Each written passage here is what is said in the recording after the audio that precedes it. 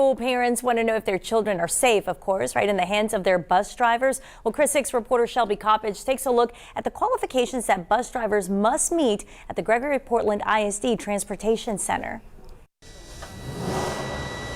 Getting in the driver's seat, protecting the safety of others is a huge responsibility.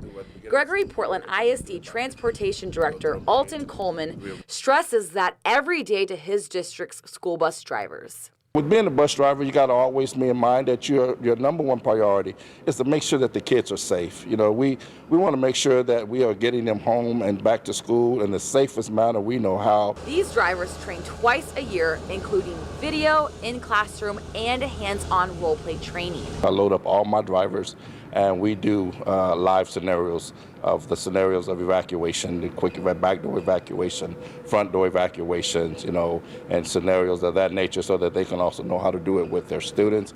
These scenarios cover everything from a bus breaking down on train tracks, a fire inside the bus, how to evacuate after a crash, anything that could put a child in danger. Besides local authorities, Gregory Portland ISD has a crash committee crew that investigates accidents as well. Here they meet and go over what went wrong and what needs to be implemented to their training.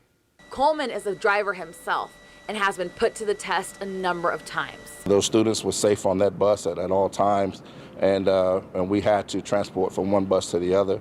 So, you know, at that time, we just had to make sure that it was done safely, decently, and in order, and in an atmosphere where there would be no incidents. Coleman said besides the needed experience of Class B CDL and certification from the Education Service Center, he only hires people who love kids and believe in the youth of today. That's the best thing I can tell you is that, hey, doing it for the kids to make sure that they're safe. Shelby Coppage, Chris 6 News. Good. And drivers in the Gregory Portland ISD who drive student athletes actually have to have a CDL license and certification.